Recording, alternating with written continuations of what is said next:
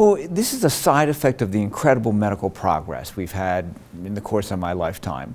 There are so many more things we can do now, but it takes so many more people to do it.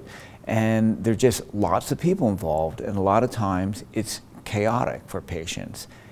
I feel that today patients have three fears. When I was coming out of my training, they were afraid of their diseases and they were afraid of their treatments. But the third fear, which is relatively new, is they are afraid that we don't have our act together, that we're not talking to each other, and that they might be hurt or they might miss out on something because of miscommunication or incomplete communication. So even when the care is coordinated, the patients aren't sure it's coordinated and they have a little bit of panic about that. The worst part's when they don't even ask, but they're wondering, has Dr. So-and-so spoken to Dr. So-and-so?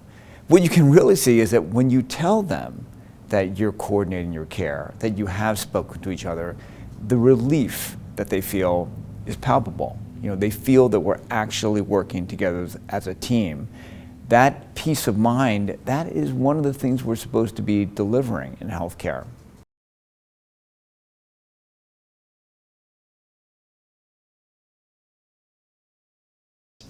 Well, you know, when you think about what is the goal of healthcare, you know, we can't deliver immortality. We can't deliver health to many people. But what we're supposed to be delivering is peace of mind that things are as good as they can be given the cards that they have been dealt.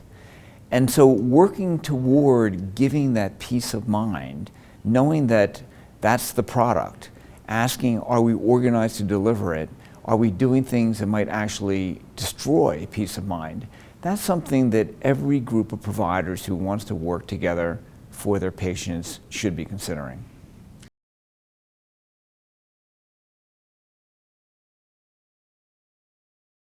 Systems have a huge role. They have to be the organizing agency for the teamwork that patients are really hoping for. So the information systems is an obvious thing, but actually trying to co-locate clinicians who are likely to be working together, create team structures, and give rewards for better care and more efficient care. The system has to play the lead role on that. But beyond that, I think that there's creating a value that empathic care is a norm. It shouldn't be the subject of financial incentives. It should be a social norm.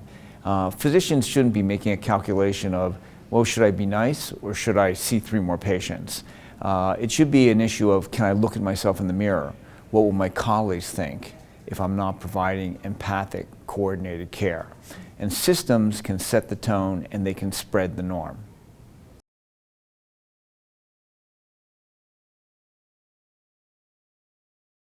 Yeah. Oh, I think that it takes some thoughtful planning and a multidimensional approach.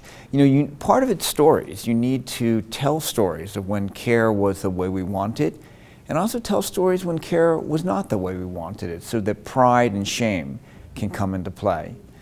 But then you need accountability and measurement, and so asking patients about the care delivered by various clinicians, and then trying to create some kind of structure where physicians feel the question isn't, am I good enough? Did I pass the test? The real question is, how can I get better than I currently am? And they feel constantly interested in how they might get better.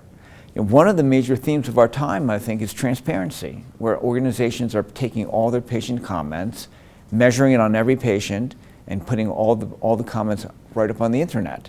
And I don't think anything leads to as much interest in improvement as the transparency that comes from being measured and having it on the web. What I enjoy is learning from my colleagues around me, in my own organization and colleagues in other organizations.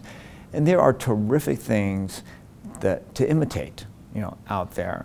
And there are things that happen where you just suddenly realize, I've been missing out. I didn't have the right goal in mind.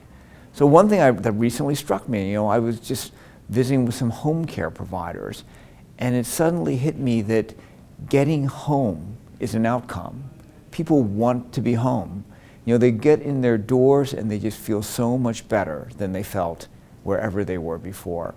And whatever we can do to get them home, that's worth a lot more than a lot of the medications I'm prescribing and the tests that I'm ordering.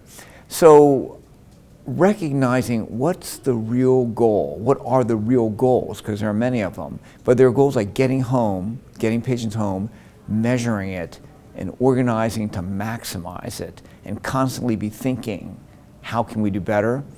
That's what's really exciting about where healthcare is going right now.